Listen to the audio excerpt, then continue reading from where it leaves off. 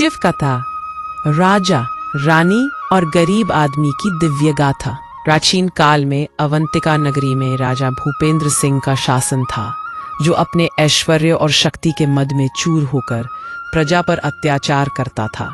और उसकी रानी सुमित्रा भी अहंकार में डूबी हुई थी। जबकि उसी नगर की झुग्गियों में रामदास नामक एक अत्यंत निर्धन व्यक्ति रहता था, जो दिन भर मजदूरी करके अपना पेट भरता था, लेकिन भगवान शिव में अटूट श्रद्धा रखता था और प्रतिदिन सुबह उठकर गंगा जल से शिवलिंग का अभिषेक करता था तथा ओम नमः शिवाय का जाप करते हुए अपना दिन शुरू करता था, जिससे उसके चेहरे पर हमेशा संतुष्टि और शांति का भाव रहता था।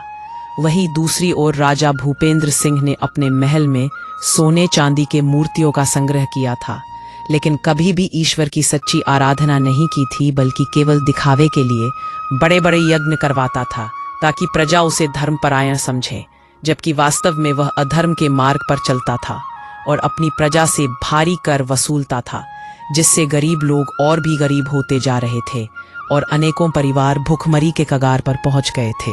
लेकिन राजा और रानी को इसकी कोई चिंता नहीं थी, क्योंकि वे अपने ऐश्वर्य में मग्न रहते थे और महंगे वस्त्र, आभूषण तथा स्वादिष्ट भोजन का आनंद उठाते थे। एक दिन जब रामदास अपनी दैनिक पूजा कर रहा था, तो उसने देखा कि शिवलिंग पर चढ़ाए गए फूल मुरझा रहे हैं और उसके पास नए फूल खरीदने के लिए पैसे नहीं थे।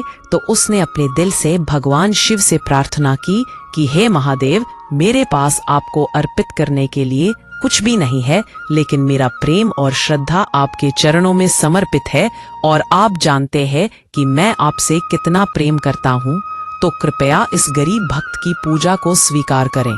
उसकी यह सच्ची प्रार्थना सुनकर भगवान शिव का हृदय द्रवित हो गया और उन्होंने निश्चय किया कि अब समय आ गया है इस नगर के राजा और रानी को सबक सिखाने का और अपने सच्चे भक्त की परीक्षा लेने का।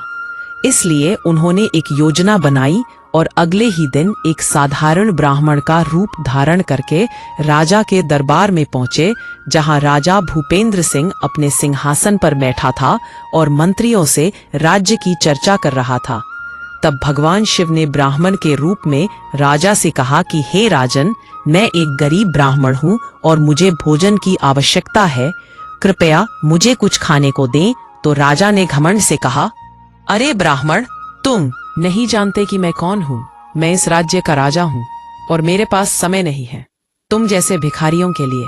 तुम जाकर रसोई से कुछ मांग लो और मेरे सामने से हट जाओ। यह सुनकर भगवान शिव मन ही मन मुस्कुराए और बोले कि राजन, मैं केवल भोजन नहीं मांग रहा, बल्कि आपसे एक छोटा सा काम कराना चाहता हूँ। यदि आप मेरी बात मान लें तो मैं आपको एक ऐसी विद्या दे सकता हूँ जिससे आपका राज्य और भी समृद्ध हो जाएगा। तब राजा का लालच जाग गया और उसने पूछा कि वह कौन सी विद्या है। तो भगवान शिव ने कहा कि आपको एक दिन अपने राज्य के सबसे गरीब व्यक्ति का रूप धारण करना होगा और उसके घर जाकर रहना होगा, तभी आप उस विद्या को सीख सकेंगे। राजा को यह बात अजीब लगी, लेकिन लालच के कारण उसने हामी भर दी। और अगले दिन जब वह रामदास के घर पहुंचा तो देखा कि वहां केवल एक छोटी सी झोपड़ी है, जिसमें सिर्फ एक टूटा हुआ चूल्हा और कुछ पुराने बर्तन हैं। लेकिन एक कोने में एक सुंदर शिवलिंग स्थापित है, जिस पर ताजे फूल चढ़े हुए हैं। रामदास ने राजा को देखकर हैरानी से पूछा कि आप कौन हैं और यहाँ कैसे आए हैं। तो राजा ने झूठ बोलकर कहा कि मैं एक मुसाफिर हूँ और मुझे रात भर रुकने की जगह चाहिए। रामदास ने बिना किसी हिचकिचाहट पे कहा कि आइए भाई जी, आप मेरे मेहमान हैं और मेहमान भगवान का रूप होता है। आप यही रुकिए। हालांकि मेरे पास ज्यादा कुछ नहीं है, लेकिन जो भी है वह आपके साथ बांटूंगा। रामदास की इस सहजता और आतिथ्य को देखकर राजा को कुछ अजीब सा लगा, क्योंकि उसके महल में आने वाले लोग डर और झिझक के साथ आते थे, लेकिन यहाँ एक गरीब व्यक्ति बिना किसी डर के उससे इतने प्रेम से बात कर रहा था। रात के समय जब रामदास ने खाना बनाया तो राजा ने देखा कि उसके पास सिर्फ थोड़ा सा चावल और दाल है, लेकिन वह आधा हिस्सा अपने मेहमान को दे रहा है और खुद कम खा रहा है। इससे राजा के मन में थोड़ा सा गुस्सा आया कि ये गरीब आदमी मुझे इतना कम खाना दे रहा है, जबकि मैं राजा हूँ। लेकिन वह कुछ नहीं बोला और चुपचाप खाना खाया। रात में सोते समय रामदास ने अपना एकमात्र कंबल राजा को दे दिया और खुद ठंड में सो गया। जब राजा ने यह देखा तो उसे और भी गुस्सा आया कि ये आदमी मुझे ठीक से कंबल भी नहीं दे रहा। सुबह होने पर रामदास उठा और शिवलिंग के सामने बैठकर पूजा करने लगा और मन ही मन भगवान शिव से प्रार्थना करने लगा कि हे भोलेनाथ, आज मेरे घर आज का बकार आना इसी चमक पर, यहाँ सिर्फ रोशनी अंबर एक अलग विशाल मुद्दा पर पढ़ा। एक मेहमान आया है, कृपया उसका कल्याण करना और उसे जो भी चाहिए वह दे देना। मैं तो आपका गरीब भक्त हूँ, लेकिन आप सबके मालिक हैं। आप उसकी सभी मनोकामनाएं पूरी करना। यह सुनकर राजा को बहुत आश्चर्य हुआ कि यह आदमी अपने लिए कुछ नहीं मांग रहा, बल्कि मेरे लिए प्रार्थना कर रहा है। तब रामदास ने राजा से कहा कि भाई जी, आप नाश्ता कर लीजिए, मैं काम पर जा रहा हूँ, शाम को वापस आऊंगा। तो राजा ने पूछा कि तुम क्या काम करते हो? तो रामदास ने कहा कि मैं मजदूरी करता हूँ, ईंट ढोता हूँ और जो भी काम मिलता है वह करता हूँ, ताकि 2 वक्त की रोटी मिल जाए और भगवान शिव की पूजा के लिए फूल खरीद सकूं। यह सुनकर राजा के मन में थोड़ा सा सम्मान का भाव आया, लेकिन अभी भी वह अपने अहंकार में डूबा हुआ था। दिन भर राजा ने रामदास की झोंपड़ी में समय बिताया और देखा कि आसपास के सभी गरीब लोग रामदास से बहुत प्रेम करते हैं और वह भी सबकी मदद करने की कोशिश करता है, चाहे उसके पास कुछ भी न हो। शाम को जब रामदास काम से वापस आया तो वह बहुत खुश था, क्योंकि उसे उस दिन अच्छी मजदूरी मिली थी और उसने तुरंत भगवान शिव के लिए फूल खरीदे और घर आकर शिवलिंग पर चढ़ाए। तब राजा ने पूछा कि तुम इतने गरीब हो फिर भी इतने खुश कैसे रहते हो? तो रामदास ने मुस्कुराते हुए कहा कि भाई जी, खुशी पैसे से नहीं आती, बल्कि मन की शांति से आती है, और मन की शांति भगवान की भक्ति से मिलती है। मैं भले ही गरीब हूँ, लेकिन भगवान शिव मेरे साथ हैं, तो मुझे किसी चीज की कमी नहीं लगती। रात को जब रामदास सो गया तो राजा को नींद नहीं आई और वह सोचने लगा कि यह आदमी इतना गरीब है फिर भी इतना संतुष्ट कैसे है, जबकि मैं इतना अमीर होकर भी हमेशा चिंता में रहता हूँ और कुछ ना कुछ कमी महसूस करता हूँ। अगली सुबह जब रामदास पूजा कर रहा था तो अचानक शिवलिंग से एक तेज प्रकाश निकला और भगवान शिव प्रकट हुए, जिन्होंने अपना असली रूप दिखाया। तब राजा समझ गया कि वह ब्राह्मण कोई और नहीं बल्कि स्वयं भगवान शिव थे और यह सब एक दिव्य लीला थी। रामदास तो भगवान शिव को देखकर उनके चरणों में गिर पड़ा और रोते हुए कहने लगा कि हे प्रभु, आपने मुझ जैसे गरीब भक्त पर कृपा की है, मैं धन्य हो गया।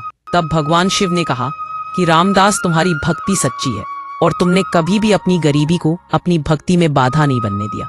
तुमने हमेशा दूसरों की सेवा की है और अपने कष्टों में ये मुझे नहीं भूले, इसलिए मैं तुमसे बहुत प्रसन्न हूँ। फिर भगवान शिव ने राजा की ओर देखा और कहा कि राजा भूपेंद्र सिंह, तुमने देखा कि सच्ची संपत्ति क्या है?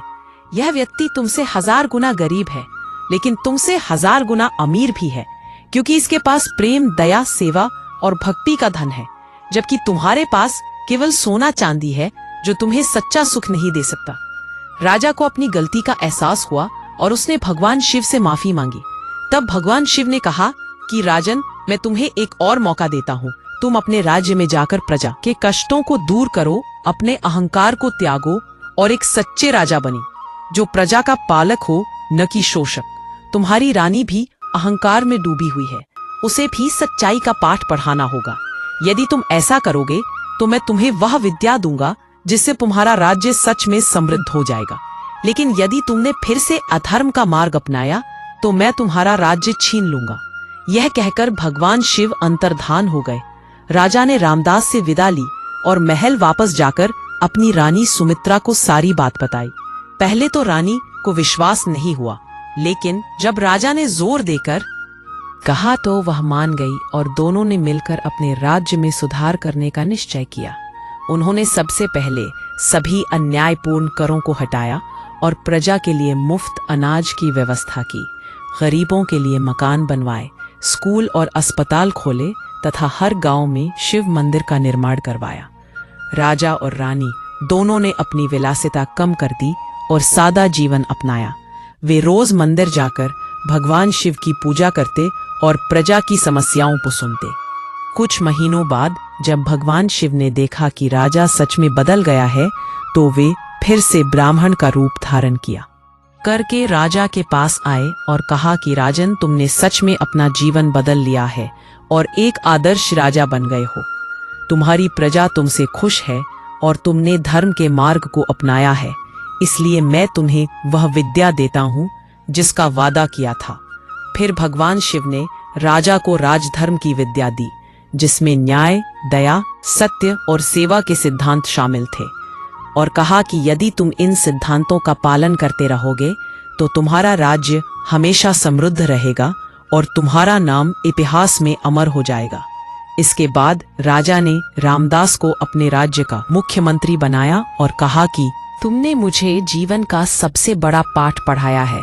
तुम्हारी सादगी, भक्ति और सेवा भावना से मैंने सीखा है कि असली राजा वह है जो प्रजा का सेवक है, न कि मालिक। रामदास ने पहले तो मना किया, लेकिन जब राजा ने कहा कि यह भगवान शिव की इच्छा है तो उसने यह जिम्मेदारी स्वीकार कर ली, लेकिन शर्त रखी कि वह हर रोज सुबह भगवान शिव की पूजा करेगा और अपनी झोपड़ी में ही रहेगा। राजा ने इस शर्त को मान लिया और रामदास ने एक योग्य मंत्री का काम किया। उसकी सलाह पर राज्य में और भी बहुत से सुधार हुए और प्रजा बहुत खुश रही। रानी सुमित्रा भी बदल गई थी और वह गरीब औरतों की मदद करती रहती तथा उन्हें सिलाई कढ़ाई सिखाती ताकि वे अपना गुजारा कर सकें। वह भी रोज मंदिर जाती और भगवान शिव से प्रार्थना करती कि सभी की रक्षा करना और सबको सुख शांति देना। कुछ वर्षों बाद जब राजा की मृत्यु का समय आया तो भगवान शिव स्वयं आए और राजा की आत्मा को अपने साथ कैलाश पर्वत पर ले गए, क्योंकि राजा ने अपने पापों का प्रायश्चित किया था और एक धर्मपरायण जीवन जिया था। रानी भी अपने पति के साथ सती हो गई और वह भी मोक्ष को प्राप्त हुई। रामदास बहुत वर्षों तक राज्य की सेवा करता रहा और अंत में जब उसकी मृत्यु का समय आया तो भगवान शिव ने उसे भी अपना पार्षद बना लिया, क्योंकि उसकी भक्ति अटूट थी और उसने कभी भी अपना धर्म नहीं छोड़ा था। इस प्रकार तीनों की कहानी यह सिखाती है कि भगवान शिव उन सब की रक्षा करते हैं जो सच्चे मन से उनकी भक्ति करते हैं। चाहे वे राजा हों या रंक, सबके साथ न्याय करते हैं और गलत राह पर चलने वालों को सुधारने का मौका भी देते हैं। लेकिन जो लोग अपने अहंकार में डूबे रहते हैं और दूसरों को कष्ट देते हैं, उन्हें भगवान शिव की माया का सामना करना पड़ता है। इसलिए हमें हमेशा विनम्रता, दया और सेवा भावना के साथ जीना चाहिए तथा भगवान शिव की सच्ची भक्ति करनी चाहिए, क्योंकि वे सबसे बड़े दयालु हैं और अपने भक्तों का हमेशा कल्याण करते हैं। जय भोलेनाथ, जय महादेव, ओम नमः शिवाय। यह शिव कथा दिखाती है कि भगवान शिव कैसे अपने भक्तों की रक्षा करते हैं और अन्याय करने वालों को सही रास्ता दिखाते हैं। इसमें यह संदेश छुपा है कि सच्ची संपत्ति धन में नहीं, बल्कि भक्ति, दया और सेवा